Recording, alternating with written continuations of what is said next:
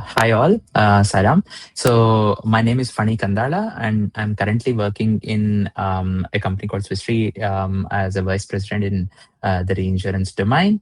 I have got around 15 years of experience in the property and casualty domain, across European, Australian, Singapore, and broader APAC and EMEA markets, bringing actuarial rigor, treaty structuring, and emerging technology piece of this insurance and reinsurance sector is one of my focusing areas. I have worked in different roles. I started from being a reserving actuary and then moved as a risk management actuary and then moved as a pricing actuary in the insurance domain. After that, I have shifted towards reinsurance for the past 10 years. And then I'm working across the domain from the long tail liability perspective, especially on casualty lines of business. I have moved into underwriting for a long time. I have been an underwriter, senior underwriter, and a lead underwriter, for a couple of markets. And now I'm currently leading the APAC actuarial team, within my company. I'm very excited for this particular seminar. And thanks for the opportunity with respect to the 𝗪𝗪𝗃 Institute of Actuaries having this webinar series and having me into this particular topic. If you don't mind, just for the bandwidth, I'll be switching off my video and I'll continue with the presentation. Thank you. Can I start, sir? Yeah, please go ahead. Yeah, thank you.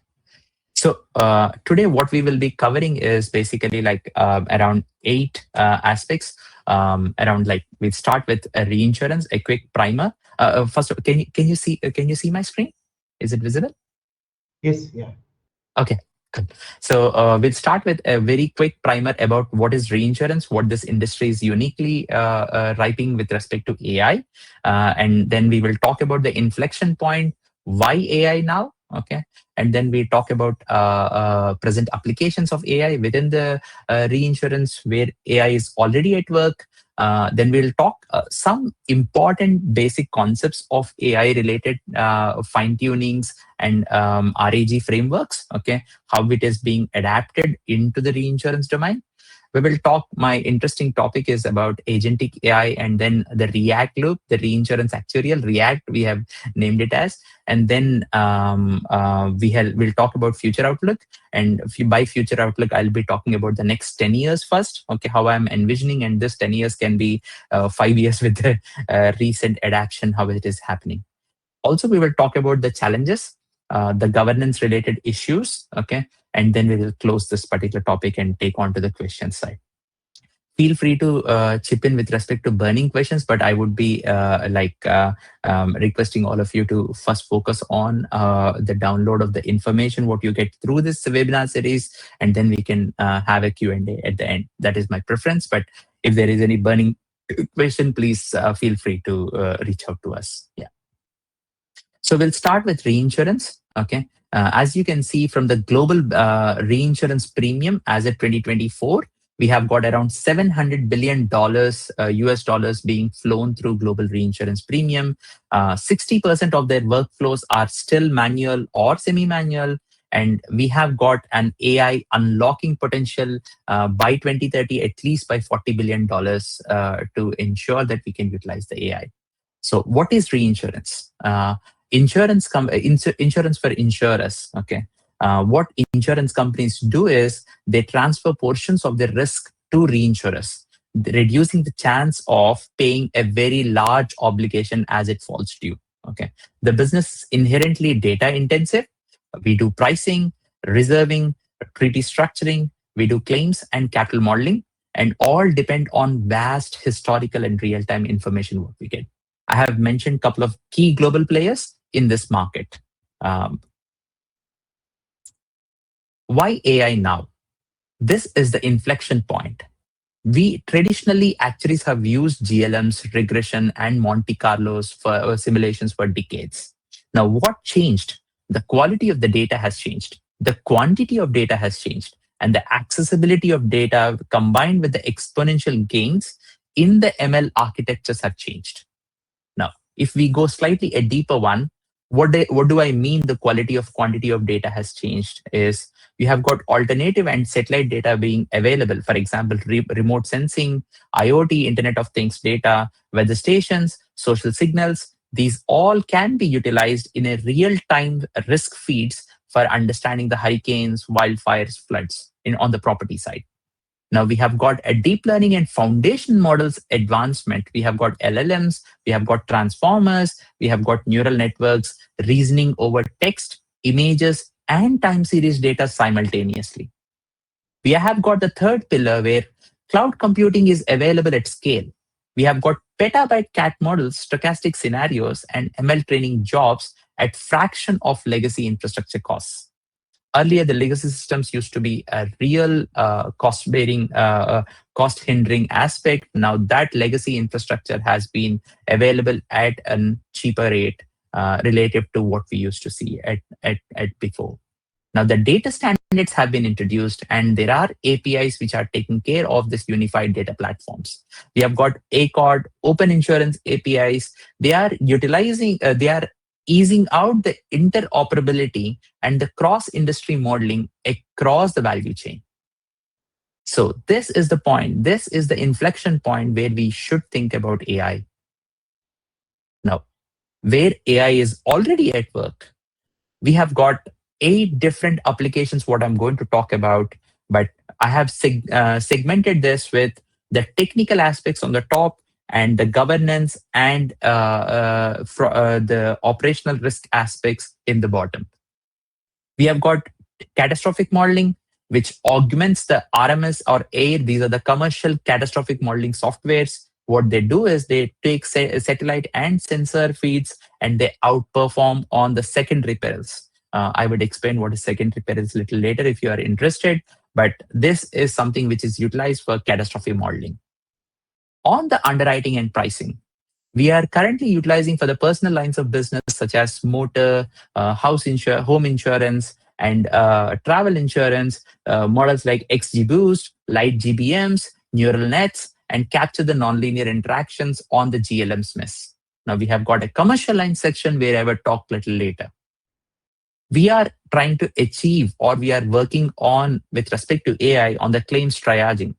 We are using NLP, which is natural language processing, to route through claims, utilize the computer vision to assess the damage, maybe from through drone or aerial imagery for agriculture, for activities like risk or fire related losses at a wind speed, I should say.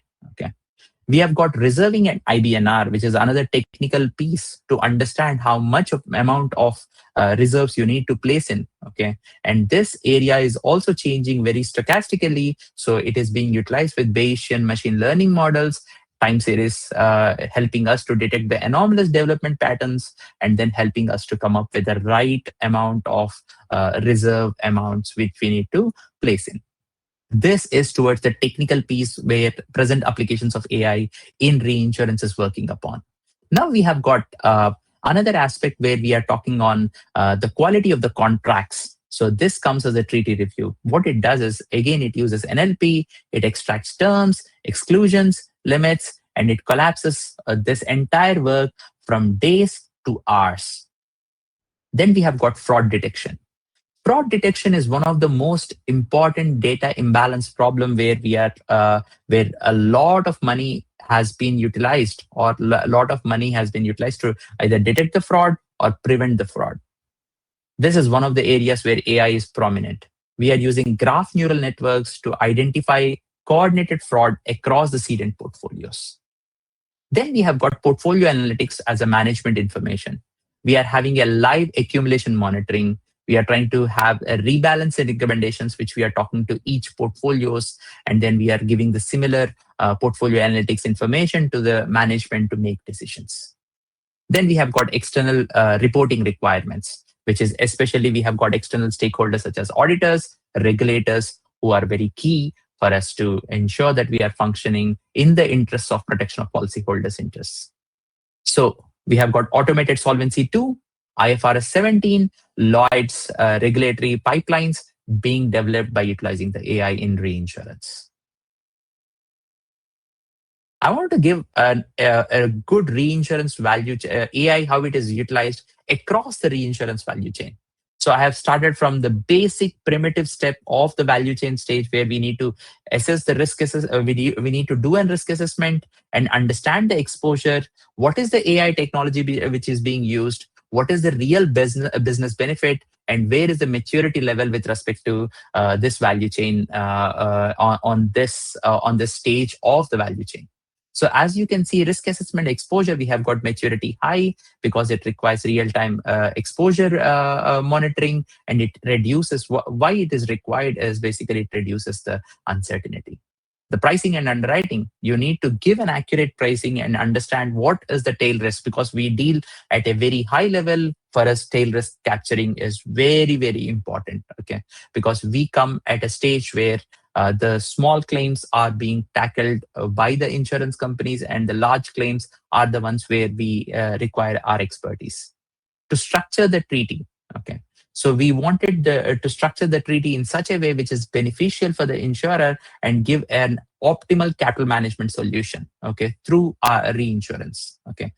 Then we have got claims processing, reserving, and we are talking about the capital modeling and the asset liability management.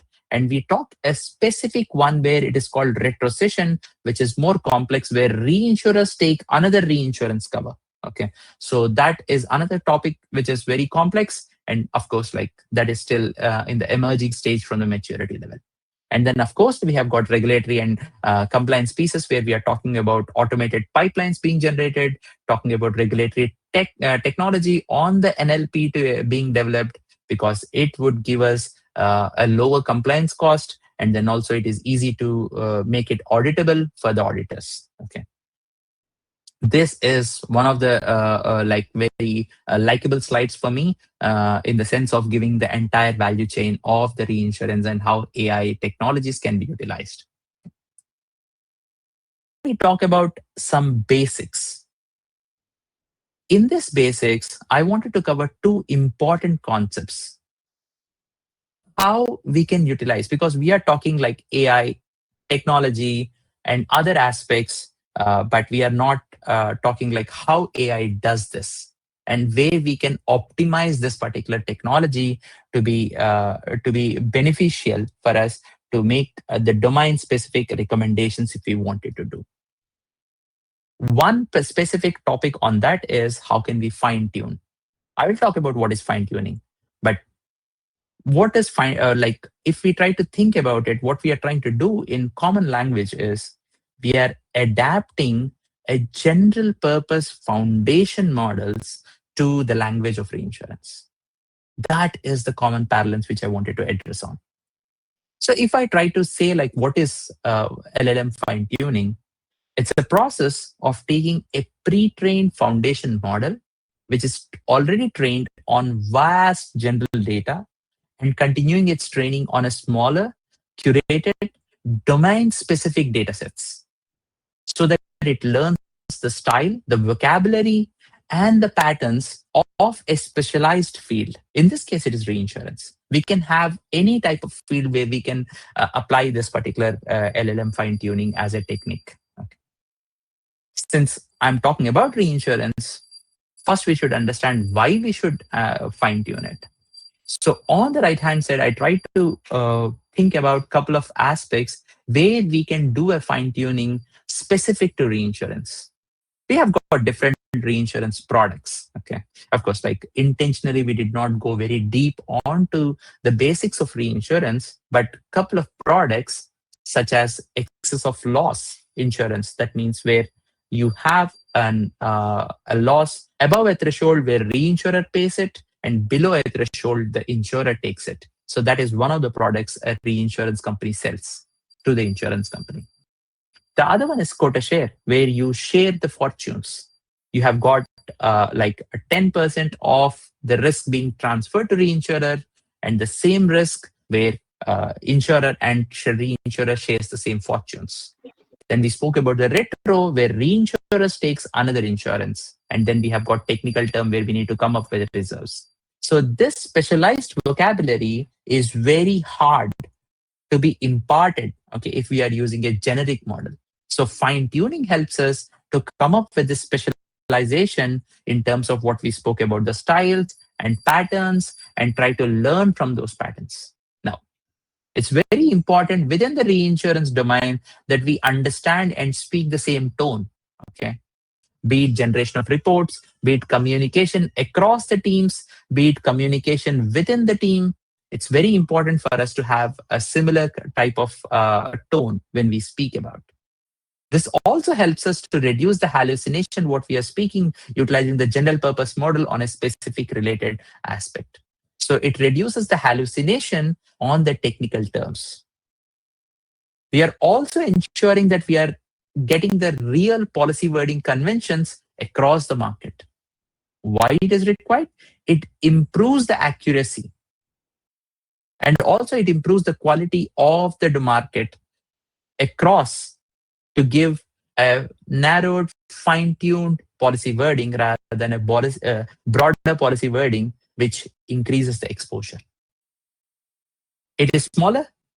It can be cheaper. Okay, it can match the GPT class on the niche, because with the foundation models which we are using is basically, and now I would go on to this particular value chain. What we had as a summary is we have got a pre-trained foundation model which is coming through GPTs, Claudes, Llamas, and we train on the internet scale text. Then we apply the domain data sets. What we are speaking about, the treaty wordings, the notes on the claims, which is proprietary to the insurance and reinsurance companies, and the actuarial reports. And then we fine tune, okay, by utilizing the sharper and the safer output, what we wanted to get out of it. This is the concept what I spoke about LM fine tuning. But how does it work? If we see this particular techniques, what are utilized within the fine tuning, this is the way it works. You can do a full fine tuning where every weight in the model you can change it, you can customize it to get the highest fidelity. But the problem is it has got higher costs too. And this is more reserved to the owners of the base models what is being developed. Okay. In the recent terms, you can talk about the Llamas, you can talk about the GPTs, and you can talk about the Claudes. Okay. It's very costly to really fine tune that parameter specific. But we have got a technique called parameter efficiency, PEFT or LoRa. What we generally do in this is we freeze the base model. We train the tiny low rank adapter matrices. What it produces 100 to 1,000 times cheaper to train that particular thing on a specific domain and then store it. But this also comes with cost. Okay. Now we have got another specific instruction training methodology called SFT. What we generally do is we train on the instruction and the ideal response pairs. Once we train that, the model learns how to follow the domain specific commands. And then it produces the output. But it's very important for us to have a human interference to really say whether it is a good answer or not. So RLHF is a technique where human preference data is utilized to align the model according to the expert judgment, and then it delivers a good reinsurance answer. The main takeaway which I wanted to have for you is, for most reinsurers, LoRa plus SFT on an internal corporate data is a practical sweet spot because it is sovereign, it is affordable, and it is good enough for production.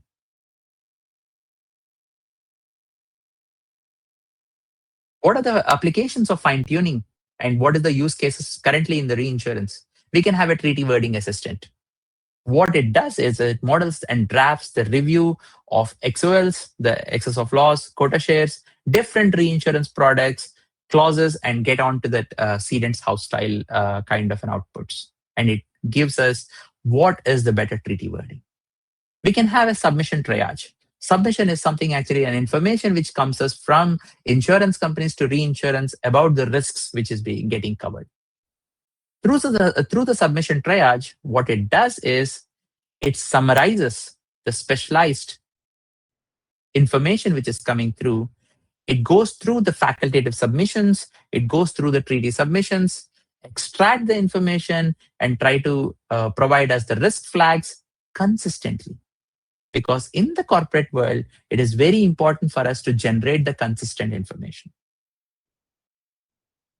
Then we have got regulatory question and answers being answered through the internal co-pilots, what we can develop on basic aspects such as Solvency II, IFRS 17, PRAs, which is Prudential Regulation Authorities, MAS, Monetary Authority of Singapore, APRA, which is Australian Prudential Regulatory Authority.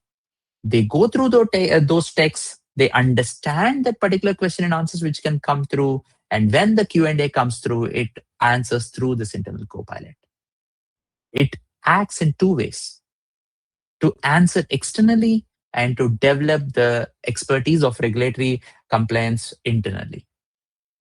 Then we have got actuarial reports being drafted, because it's a statutory requirement to have an actuarial report, and that is approved by the appointed actuary. But you have got a large team which works on the drafting of the actuarial reports in a very independent silos. What we can do to across triage with respect to this issue is we can have a style-matched commentary by giving an exact framework and ensuring that all the commentary which is coming across the acceptees is style-matched. We can have the IBNR explanations ready, and we have the reserving narrative also ready, and it is consistent across the lines of business. You have a specifics with respect to each line of business, but the framework would always look the similar. For example, you require what are the large losses, what are the small losses, and how this loss has occurred. Will it occur in the future, or is it one-off? Those kind of aspects can be generic, but it can be very specific with respect to each line of business. We need not overfit it, but we can reduce the amount of work which is required. Then we have got compliance screening. We can fine-tune the classifiers to a particular sanction language. Let's say we have got a country which is sanctioned, is present within the domain. What we can do is we can ensure that sanction language is identified by fine-tuning the appropriate regions which have got that sanction, and then ensure that it is being highlighted as a risk flag. And we can also do it through exclusions, and we can also highlight through the sensitive perils. This is an awesome tool to start off, ensure that you are not being exposed to regulatory fines and also running out of insolvency and business risks. The last one is one of my favorites. It's loss notification parsing. What it does is it reads the free text loss reports and emits a structured data. From the unstructured data, it is trying to come up with the structured data. This is one of the works which is very complicated, because you need to understand what is the typical type of structure you need to come up with a specific data. And that loss notification parsing can happen through fine-tuning, understanding the use case, and applying through to the domain. So in this case, I am applying for reinsurance, but you can do on the specific field what you're working upon, what you're interested upon. Be it fashion designing, be it trying to serve the microinsurance, ensuring poverty is being eliminated within the society, helping the needy with respect to the different types of aspects which needs to be required for that region, helping on to understanding the linkage of the resources across supply chain constraints. All these aspects can be applied, but fine-tuning is one of the amazing techniques what we have got to help us propel through this generation, through this particular problem statements what we have got at hand. Hope I have given good understanding about the fine-tuning. I wanted to talk about the next important concept, which is called retrieval augmented generation, or more famously called as RAG frameworks. What it does is grounding an LLM in my domain. What it does is in treaties, claims, and authoritative sources, add the query time. What does query time mean? I'll come back onto this. Okay. So RAG is retrieval augmented generation. Instead of relying only on what model memorized during training, the system retrieves relevant documents from your trusted store, which is your bucket. of the specific information at the moment of question, which means real time, and the LLM answers grounded in those documents. The answers also grounded in those documents. For example, user asks, what is your liability or what is your exposure under the 2019 CAT XOL treaty with respect to a cedent X or with respect to an insurer X? What it does is it retrieves, it vector searches over the treaty documents, endorsements, and slips. Then it augments. What is augmentation? We can talk at length for another 2 hours on this, and we can talk about the retrieval techniques for another 2 hours on this. But if we try to understand from an high level aspects, it injects the top K passages, okay, into the LLM prompt. What it does is it produces a cited from where the source or the citation of the source is very important, okay, evidence grounded answers. That is the generation piece, what it does. And every claim, in this case, it is a claim, every claim is traceable to the source paragraph. But the first question which comes up is like, yes, this is great, okay, but you spoke about fine tuning and you spoke about RAG. How are they linked? Okay. Fine tuning changes what the model is. RAG changes what it sees when it is answering. So they both are complementary and they're not competing with each other. So this actually makes a good circle of the aspects to understand between LLM fine tuning and what is RAG frameworks. This is the concept we spoke about. We are following the same methodology. We speak about concept. We talk about what the architecture does for reinsurance in this case. So on the offline, you can have these 4 steps being done. You ingest, okay, the data, such as treaties, slips, claims, regulatory text, internal memos. You chunk it. Again, chunking is a big topic, and token aspects of chunking is also a big topic. Okay, and what we do is we split into 500 tokens. I'm just making it up a number, 500 token semantic passages, and ensure that chunking is pretty much active. And then you embed this chunking, ensuring that each chunk is converted into a vector within the embedding model. Once you have got the embedding model, you store it. Now, this is basically you do it prior to coming up with a query, right? So once the query happens, what happens is this embed question, user queries within this embedded information what you had stored, and within the same model, it tries to retrieve the top K semantic search returns with relevant chunks, which is matching with your query. It re-ranks if suppose the precision is changed or metadata is filtered in a different way. It generates your answer and also it cites it. This is how it works under the hood. How RAG can be applied? Again, same aspects. We have got the treaty question and answer, but how it changes is it answers with citation. And now you are becoming more specific, asking like, about $250 million, what is my exposure? Okay, on a particular treaty. And then also it helps us to increase the intelligence which is coming through the submission or the information which is coming from the data inputs, what we are getting from the insurance companies. This can be against historical pricings. It can be through towards similar treaty wordings. It can be through loss experience. The intelligence would increase. Now we'll have regulatory ready answers, what we spoke earlier. Then we have got an internal knowledge search. Since we have got a lot of data to make a unified search over, let's say, 20 years of underwriting notes, peer reviews, and committee memos, RAG use cases is one of the RAG is one of the best utilization in this use case, in my view. Okay. So again, loss event intelligence is a different aspect which is coming through this particular RAG, because you have got a specific event which is happening. Let's say a hurricane is happening. You see different news, you see different sensor feeds, you see a different exposure database, and that catastrophe data, how much is the impact of the catastrophe will be explained through RAG, or at least the RAG would try to explain the catastrophe impact through the losses event intelligence through the RAG framework.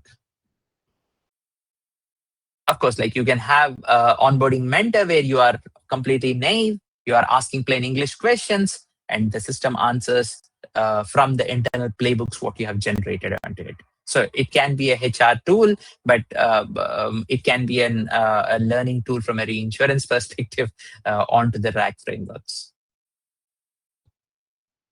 So, okay, we learned about fine-tuning, we learned about RAG frameworks, but how are we taking it to the next level?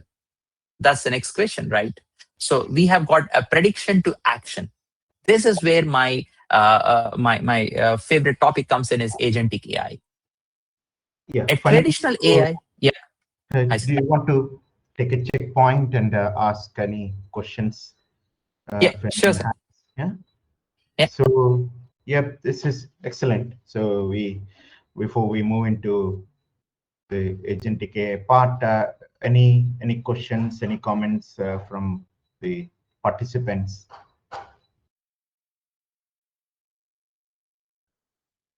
Yeah, Rajat, yeah, please go ahead. In general, when we do catastrophe modeling, so there is generally less data of claims in history. So how do we make sure that we are able to train the model accurately and predict accurately? Yeah, so it depends, Rajat. There are two ways in which we can think about this. Are we utilizing the experience-based modeling, or are we doing an exposure-based modeling? Because experience-based modeling, it is very difficult because each event has got a written period of, let's say, 25 years, 50 years, 500 years.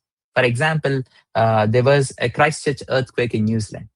That is 1 in 200 years. So we cannot utilize that modeling for coming up with an earthquake peril, okay, as a risk, okay, using the experience. What we do is we use the characteristics or the exposure-based modeling.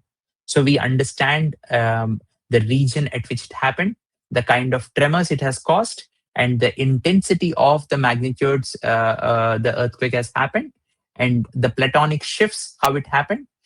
Once we understand this piece, we try to go to each risk or each location. Now, the risk is location here.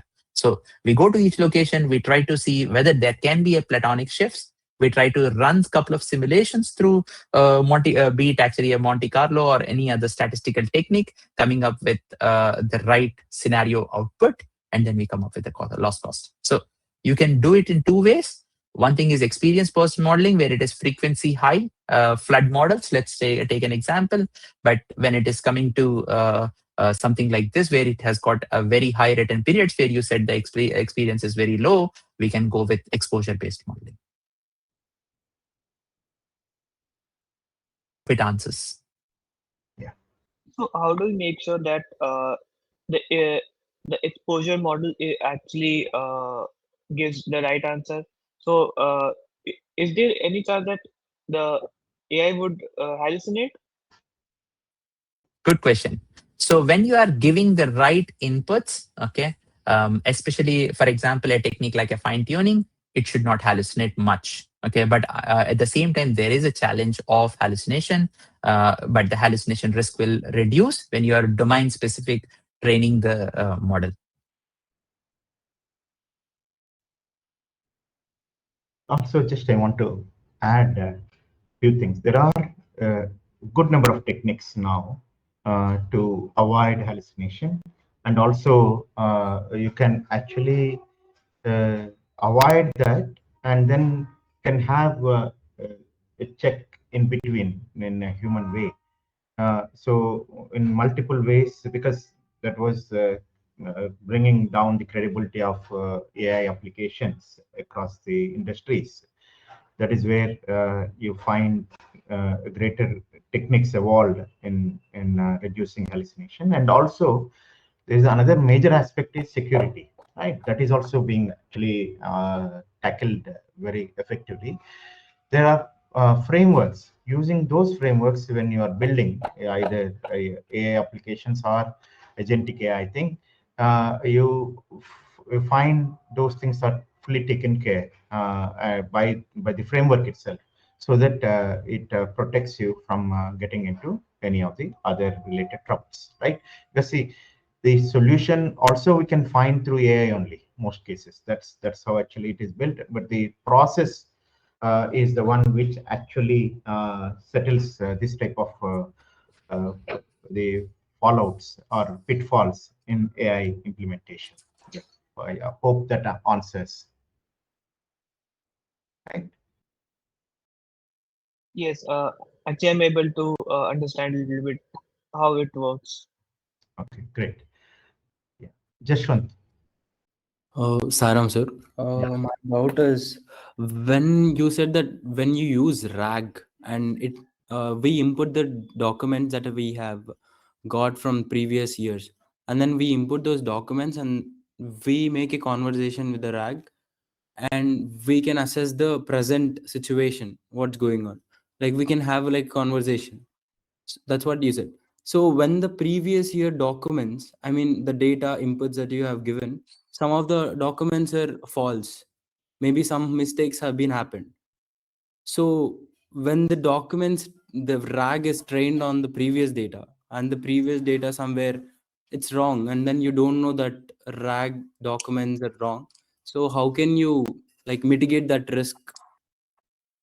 So there are two ways in which I can think, Jashwant. Okay, very good question again. See, I always believe garbage in, garbage out. Okay, so if you're giving a less quality data or not an appropriate data, then you would get an output which is not optimal what you're for your case study. That's my overarching statement. Now, second piece, how we can eradicate it or how we can mitigate it, okay, or how we can at least address it, okay. So there are different ways at it. You place a business rules, okay. Let's say you wanted to say that the data which comes as there is a medical coverage which talks about optimal like optical glasses, but you see a diagnosis related to ear, nose, and tongue, okay. You would be thinking like, okay, it is not making sense. So you make a business rule saying like, if I talk about ophthalmology, I need to talk about the eyes, not related to ears, nose, and tongue, right? Okay. So you can make business rules, and you can feed into the system as the precursor to validate your data, okay? And then ensure you have got the data in and check the quality of the data and then train that particular data for the RAG framework. So pre-training will be a very important piece. Yeah. Yeah. So we can't go into the situation where actually we feed in wrong information and expect excellent output. It won't happen either way. But at the same time, yeah, there are tools to find out if it is inadvertent thing, right? Yeah. Satyanarayana. Sairam sir, my doubt is that after implementing RAG, what is the point of fine-tuning the LLM? Could you tell more on how both are related? So if you try to see, I try to put the sentence RAG versus fine tuning in the thing. What does fine tuning do? It changes what your model is. Okay. What RAG does is it changes what you see when you are answering. Okay. So one is at the real time. The other one is basically building the foundational aspect. Okay. Thank you, sir. Perfect. Yeah. Funny if we can move forward then. Sure. Thank Sure, you. sir. So then we have spoken about the React, the agentic AI piece, right? So this is where I love the React loop, what we need to have or what is ideal to have it, okay? What does an agentic system access? It queries databases, it runs models, it drafts term sheets for us, it synthesizes the conclusions in pursuit of a single goal, what you want to achieve, okay? The goal can be anything, okay? It can be treaty pricing, as we discussed different use cases before. Okay, but what we need to have is we have a high-level objective, and that high-level objective will be decomposed or will be divided into subtasks, and we try to utilize for each subtask an aspect of be it a web search, be it an internal database, be it a code aspect of it, or be it an external calling and like another application. Okay, so you can have different aspects, but what we should do is we should understand what is the goal input. We should try to do the planning and reasoning aspect of it. We should select the tool which is appropriate for that particular exercise. Then we execute action, and then we observe the result. Okay, if it is good, we deliver. If it is a one-off, we deliver it. If it requires an iteration which needs to improve the accuracy or need to have a consistency, we iterate on it. Okay. For the iterations, we can have a multi-agents, okay, being deployed, okay, which are very specialized and they can collaborate in parallel. Okay. What does iteration mean? We perceive, we try to reason it out, then we act upon it, we observe, and then adjust. The same aspects of React loop can be applied for a subtasks within the within each output what you can generate on. This is considered to be a next step for me, going from prediction to action. That's where agentic AI helps us to real case scenarios where you wanted to convert from just a prediction aspect to real action oriented decisions which you wanted to take. Where this frontier deployments are happening now, okay? Where are they emerging, okay? We discussed a couple of things. What I would love among this is like having an autonomous underwriting agent. We have seen a couple of companies already speaking about digital units being reporting, having a reduction of submission to indication time by almost like 50, 60 or 80%, okay? Then we have got some people actually talking about like months to days to hours, okay, of working upon each of the inputs here. We can talk a lot about each of the aspect, okay, but in the interest of time, we can talk about like, let's say, actuarial review agent. What it does, it runs the diagnostics on the information what you have got. It flags the anomalies. It tries to propose an alternative methodologies if the current methodology is not applicable, and it tries to draft the commentary sections of each actuarial reports. Now, let's talk about the future outlook, how it looks like.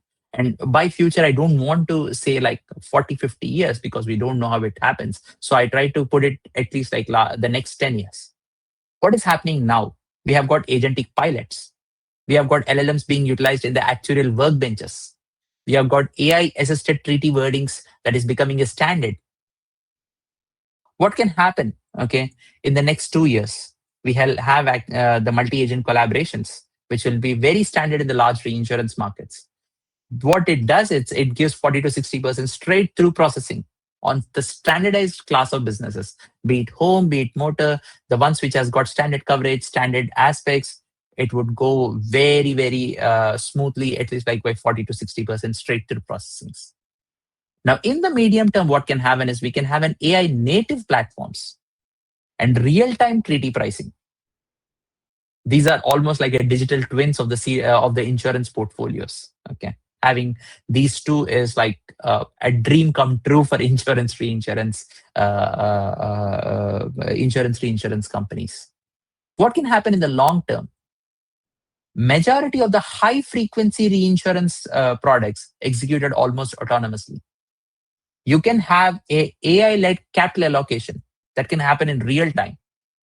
Okay, so this is the capital allocation is basically you wanted to place your money. Let's take example like you want to place your money or invest your money in an appropriate buckets. Okay, how you do is what corporations do, which they call as an exercise called capital allocation. One of the strategies to reduce capital reduce capital utilization is reinsurance. Okay, so it's very interesting, but doing that kind of an autonomous capital allocation will be very, very, very interesting, at least on the high frequency ones. What is the horizon from here at the end of 10 years is you can have a systemic risk intelligence being developed across the global insurance and reinsurance ecosystems. You can have new risk classes being priced. Okay, let's take AI insurance itself. That is a new risk class. Or you can talk about saying like AI risk not producing the right output, the negligence of the systems. Now we have got coverages negligence of the professionals. You can have the negligence of the AI system itself.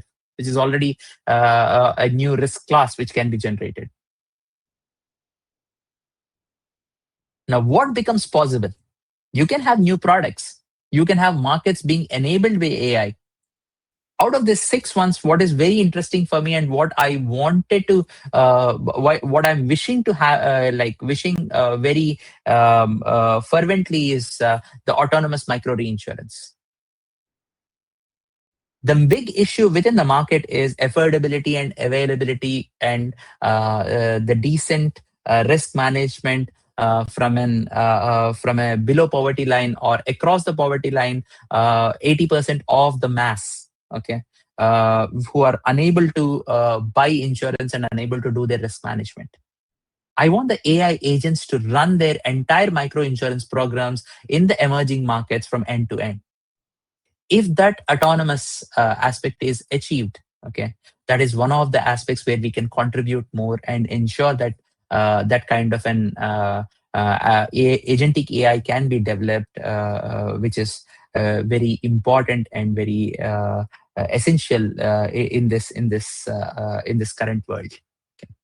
I can talk about hyper-granular parametric products which can come up. Okay, it can be real-time, it can be location-specific triggers for small to mid markets, which are previously very uneconomic, but this time it can come up with an economic. So, for example, what I meant by hyper-granular parametric, it is very jargonic here. So, what I meant was like you have got a specific location. Let's take an example within India, a location like Cherrapunji, which is highest rainfall. Okay, so you would say that I don't want to give a flood cover there.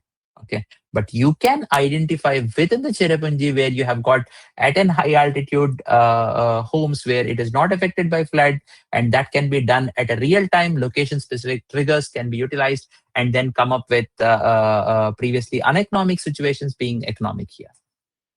So this is what I meant by hypergranular parametric product. Okay.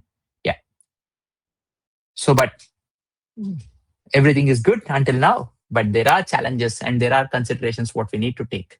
And we have seen actually a couple of questions in relation to this, right? Okay. Model explainability, because we are in a world where it is highly regulated on the financial sector. The BFSI, banking, financial sector, insurance services are highly regulated. So we need to have an explainability on the each model what we speak about, either through regulators or through actuarial bodies who are responsible. They would be coming up with the auditable models. Okay, couple of examples what we had in the machine learning area is like SHAP, LIME frameworks, attention analysis, which are being paid with neural networks, are a couple of techniques which are utilized earlier. The other aspect which is developing a lot, the second issue is about the data quality and the privacy.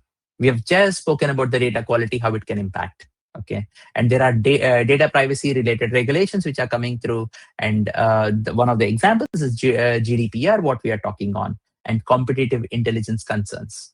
If we are having competitive intelligence, are we going to be one of the markets who are dominating, and the oligopoly has become a duopoly or a monopoly?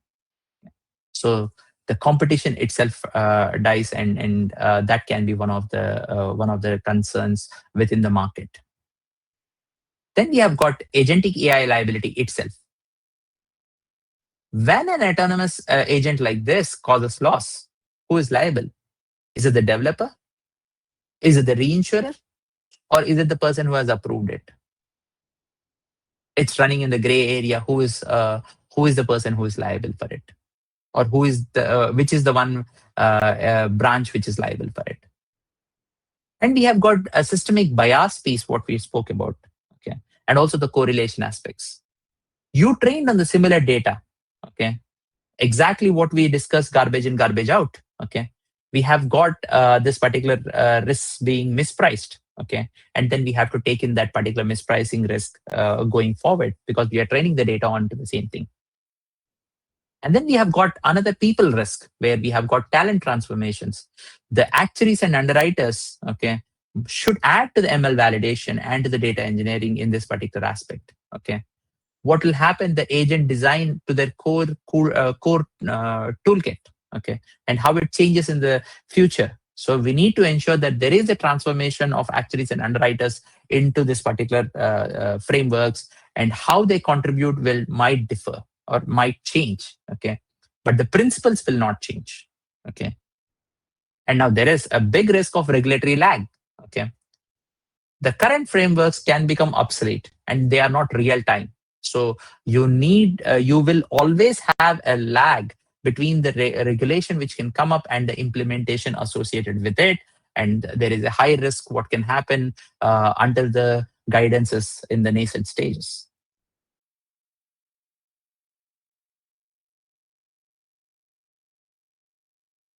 I'm trying to close this topic by saying like AI and agentic AI are not new tools into the reinsurance toolkit too. They represent a structural shift in how risk is identified, priced, transferred, and managed. From an actuary's perspective, rigorous reasoning about uncertainty is again unchanged. What the evolution is about the medium in which they are doing it. They are trying to validate and govern the AI models. Okay, they become as central as stochastic modeling, which is today. For reinsurers, what we should understand is, from my domain, is we need to invest now in the data, infrastructure, governance frameworks, talent.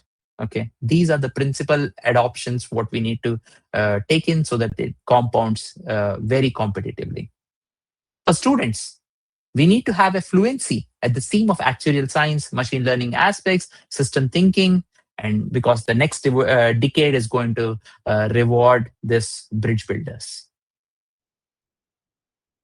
Thank you. Okay, I'm open for the questions. Okay. Meanwhile, please help us with all the questions and any aspects which you wanted to get the clarity upon.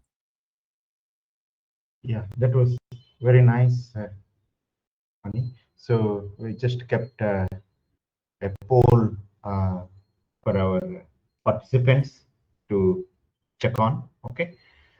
So that will help actually get a feel of how they are viewing this entire thing. And yeah, your presentation covered most of the important aspects that needs to be looked at in the reinsurance industry. And we can actually look at a few of the topics as one of the most important ones to be discussed as part of this webinar. Any questions from the participants?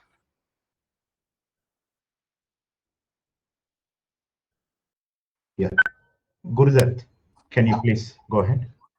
Yes, sir. So for the reinsurance market, how are we able to predict medium and long term due to various domestic economic tensions and fragmentation and increasing geopolitical shocks? How are we able to train AI data, sir? You're talking about geopolitical tensions and how we are training the data, right? If I understood the question right, correct? Yes. Okay, so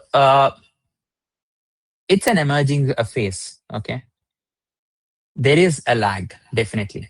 Okay, but at the same time, couple of input parameters which will help us to proxy. Okay, these changes are. Let's take an example such as inflation. Okay, if there is a supply chain constraint, okay, so you would see the inflation to skyrocket. Okay, it's a no-brainer. Okay. At the same time, how would you adjust for this inflation, but for which type of class of business, and how do you inflate it? Or how would you adjust it with respect to a reinsurance, which is sitting really at the high end of the value chain from a risk insurance, reinsurance perspective is very important. There comes the expertise piece. I answered the question. Yeah. Yes, sir, but how we decide the proxies? Can you repeat? So how do we do the proxy thing? Yes. So let's take an example again on the similar one. There is a supply chain constraint, and you were having an agent who is a broker who is giving you let's say construction material for $100, and suddenly he starts telling you actually $160. Okay, because he was not able to procure the material at $100 anymore. Okay, so you have got a proxy around it, right? Okay, for inflation, how much the inflation can go for an property related insurance. Okay, same thing from a motor. You have got some of the cars which are imported, and you have to get their repair parts from a different region to a different region. So earlier you used to get it at X, and now it became 1.5X. So you definitely, one of the proxies is 50% inflation hike. Okay, yeah. Is it applicable to across the line of business? That's the question. So that is something which cannot be accurately estimated, but we can have a proxy like this. Yeah.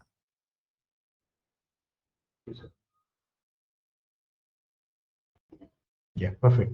Yeah, G.V. Satyanarayana.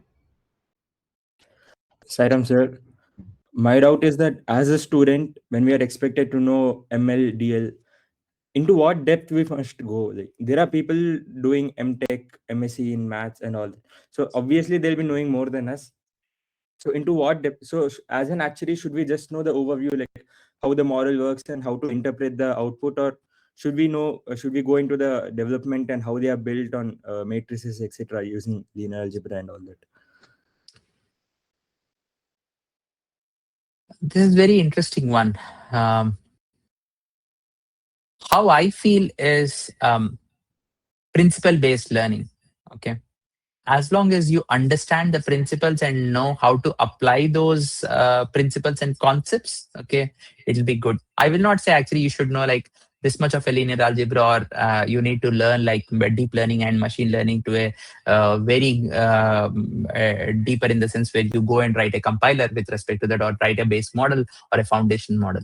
Okay, it can happen. Okay, but as long as you know how to apply what you had learned, and be adaptive to learn new things, it is a good output. Yeah. Yeah, just to elaborate a little bit on that, right? So this technology innovation is a continuous process, right? When generations of actuaries, whenever they completed their own exams and then became actuaries, so the time they all had different things. Even whatever the previous set of actuaries are using, like Excel, VBA, then they are moving into the Python, then R and Python, then again got into situation of using the data science tools. Okay, then again now the AI came in. Within AI, we have agentic AI models, right? So as Funny explained, the point is once you know the concepts well, how it is being done in one thing well, then you will be able to adopt that and customize to your other things, right? So this is a ever-changing thing. Even whatever currently we are seeing, this is a major transformation that is happening. It's not like one thing new came up, right? So when we say AI is not one software, which is actually it's a combination of many things which came together. And so the learning of whatever is happening now, it is not like the previous R came or prior to that Excel came, not like that. This is actually a major wave of transformation. So if you see over centuries, no, like you had the agriculture revolution, you had the industrial revolution, then you have the AI revolution in a way, because every industry is undergoing change. So how good actually each of the professions take this up. So that's what matters. Okay. So we started with COBOL and some binary coding many decades back. And now, if you look at actually those who are adapting the AI for their actuarial work, you may find them very strong because they were good in one thing, which actually they are able to apply that in multiple areas. Yeah. So yeah, there is one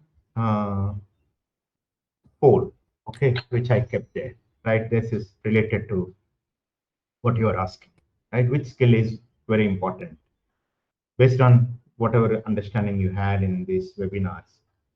Can you please choose one? Yeah, Funny, you want to say something from that point? I think so, exactly, sir. So what you said covers pretty well on the topics. So it's important for us to understand the principles and learning the right techniques which can be applied onto it, but it need not be extensively going on to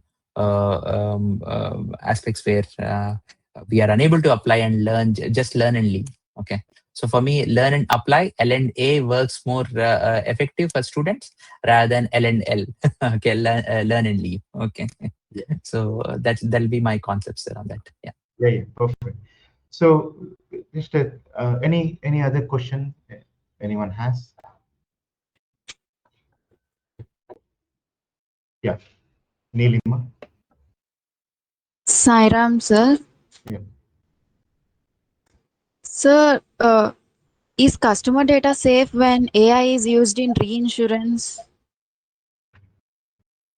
Good question again. So in terms of data privacy, okay, we have got a couple of techniques to really ensure that customer data can be masked. Okay, prior to the, so it's like a pre-training. Okay, you have.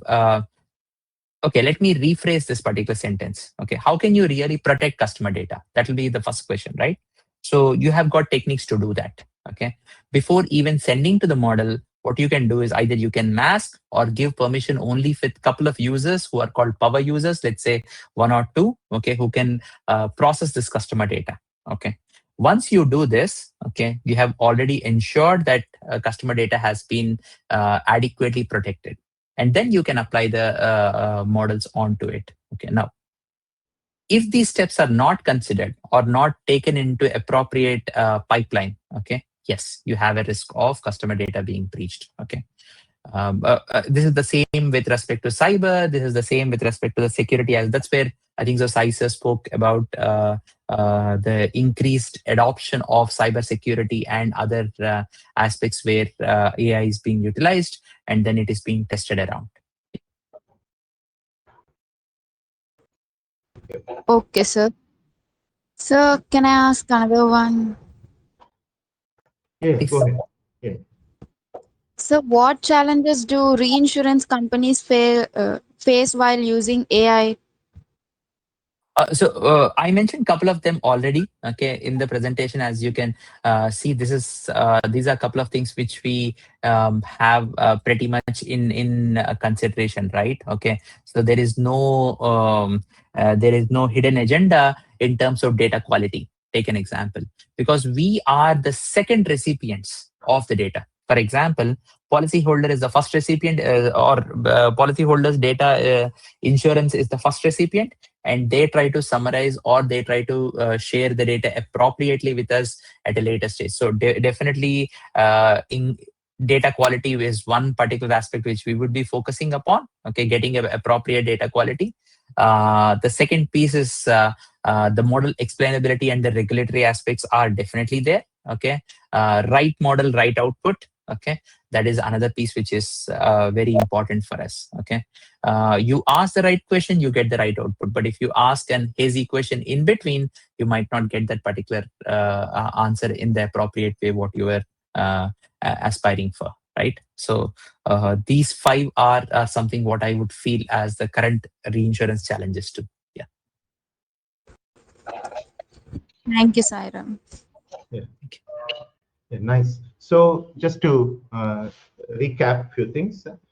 So this one, the poll, what I see is AI and machine learning validation. So many of you are feeling that is the most important thing to learn. Okay, but at the same time, yeah, there is a 54% of using traditional actuarial modeling. Okay, is also important. Yeah. So to move forward from our thing, there are certain things which actually are very important from the point of view of why we need to adopt AI for anything for that matter, whether it's a insurance business or reinsurance business or anything. Okay, so one is most of the tasks that are done by actuaries are they're done in in a quarter or in a weekly basis. Some are done on a daily basis, but very few are done on a dynamic way, means like instantaneously. So if you look at in comparison, traditional way of doing insurance versus a stock market. In the stock market, you need immediately when you buy or sell or your predictions, everything happens on the spot, right? So it's so important from the point of view of taking insurance business also dynamic in that way, so that you will be able to really see what's happening real time, right? So because the data is so huge, many things with the computational capabilities we were not able to do in the past. But with the innovation in technology and with many other things coming along, you'll be able to really do many things, including predictive aspects of it in a most effective way using AI and agentic AI also. So that is where I see the whole industry is moving. And from the point of view of newer companies, right, which are coming into business, they have greater advantage because they don't have legacy systems in place, right? So if you have a older system in place, then you have a task of making the employees or the professionals unlearn and learn them again. So that itself takes a longer duration of time to adopt newer technology. But if a new company is coming into business, then they start with the newer technology, a new way of looking at things. That is where you find new insurance companies are actually doing better than the companies which are there for decades or centuries, right? Because they have very old legacy systems in place, right? So in this aspect, no, maybe like funny if you can add few more things, because you're seeing the market in different aspects, right? The new age companies which are coming in Asia, and how they are adopting technology, and then how actually it impacts positively on the reinsurance. Yes, sir. So, in terms of adoption, everyone is at a different evolution stage, sir. So, a couple of things. What I observed is like these days they take PaaS, IaaS, SaaS. For example, platform as a service, software as a service, and then information as a service. But there is a new thing which is coming up: solution as a service. They wanted solution as a service. So, depending on they give a problem and they try to find a solution. So this is where I see AI consultancy piece would work very effectively, where the companies are already developing, be it clouds, be it GPTs and others, and who are writing wrappers around it. So the second piece of the information, what you asked about how is it beneficial to reinsurance, the more the accuracy what the insurance company gets in emerging markets, the structure they buy. Okay, so what they buy currently, there can be an overpurchase or underpurchase. Okay, especially more underpurchase rather than overpurchase these days. So they would try to find buy the right product. Okay, in discussion with us and in discussion with their risk appetite. And then the second piece in terms of maturity markets is how mature my portfolio can be to ensure that I'm optimizing my reinsurance purchase. Okay, both aspects work hand in hand, sir. So these two I see as very important value chain in terms of reinsurance on utilizing AI these days. Yeah. Jay Singh, yeah, please go ahead.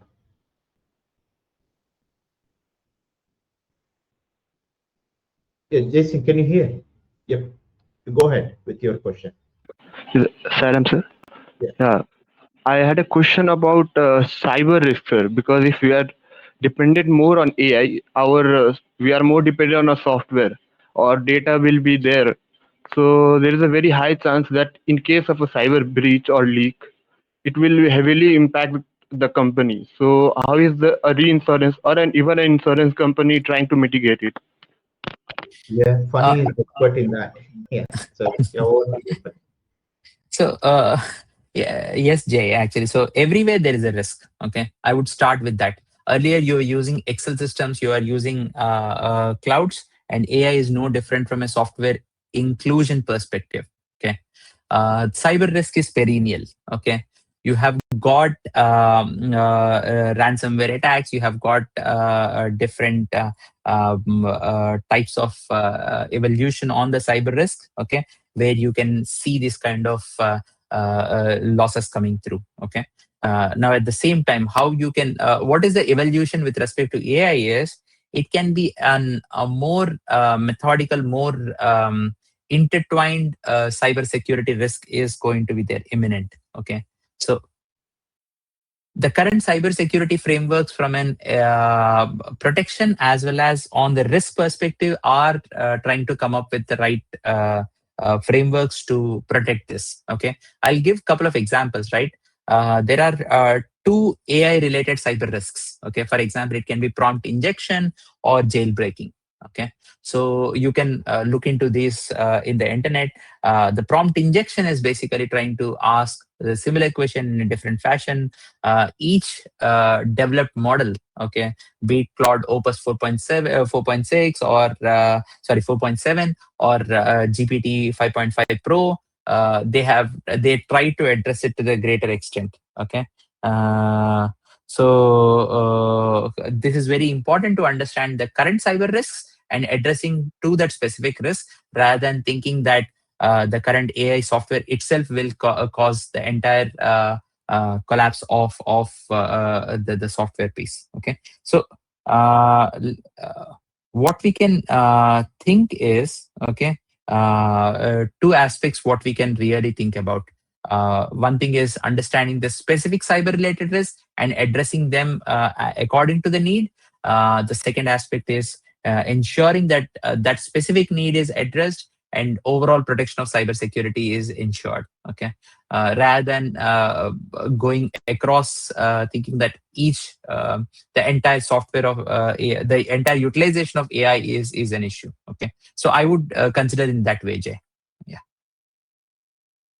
Yeah, perfect. So with the increase in AI utilization, there is a increase in demand also. That's what actually we are seeing. Not only for insurance company, because the insurance companies are the first point where risk is transferred, and the reinsurance companies, particularly cyber risk, they cannot hold with them, right? Cyber risk is a huge one. Same way catastrophe risk, any of those major risks, normally they are managed by reinsurance companies most effective, because they have the greater knowledge and greater pooling expertise across the countries. So you find reinsurance companies bringing greater expertise and also bringing the ability to share the loss, across the various participants in the pool, right? So it's a good question, and that is where we see a lot of new things are happening in covering cyber risk. Yeah, great. Any other question from anyone? Thank you. Okay, thank you. Yeah, so SSSIA Institute of Actuaries has launched multiple programs in the last few weeks, and then there are a couple of programs which are coming up in the next few weeks. So starting June 1st, we have a 4-week internship that is exclusively on the AI applications in multidisciplinary setup. So what it means is it gives one of the intensive trainings for the students who are studying in various colleges in India and abroad. So previously we started a 8-week one, which is going good. We had applications more than 480 one, and then representing 72 universities across India and abroad. So out of that, we selected about 90, and the learning is steep. Also, at the same time, it's very rewarding. You will also find it actually directly applicable to the industry. And with the one which we started in May, we are moving into the third and fourth week. Third week, actually, we kept it for the examinations of those students who are writing IAI exams. We resumed with this webinar, but practically, so today is again we resumed, and in the meantime, most of our students, they have accomplished about 10 to 12 data camp related courses, and then 3 webinars, and also getting hands-on with the AI related application, right? So moving forward, this 4-week internship is going to start on 1st June. Those interested, they can fill up the application by tomorrow. The application is available on LinkedIn under 𝗏𝗏𝗃𝗃𝗃 Institute of Actuaries, where there you can go and look for the LinkedIn post related to 4-week multidisciplinary internship. That will actually, we'll also have a good amount of actuarial in that, and also there is a project which is going to come up in that. So about 1,000 students have got the benefit in the last few weeks, and we are looking up to support more and more students who need this type of learning, and also the education from the 𝗏𝗏𝗃𝗃𝗃𝗃 Institute of Actuaries is free. So you will not be charged for anything, and at the same time, the quality of the education is going to be very high. So you can look at what is the commitment required from for each of the programs, and accordingly you can choose and then fill the application. And we may have a quick interview before we take people on board, right? With that, we close this session. Thank you, Phani, for an excellent session. Very good questions, and we will share some the presentation copy PDF to those who actually registered for this seminar, and also those who are having any further questions, feel free to send an email to support@sssia.org. So we'll respond to you on that. And any final questions, comments, anything from any one of you?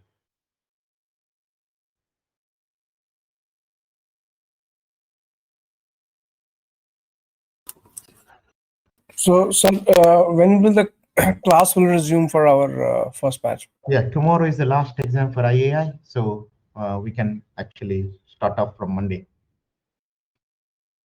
And in the meantime, we have 2-3 assignments to take up.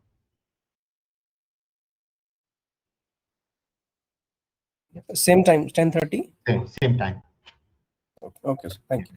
Thank you.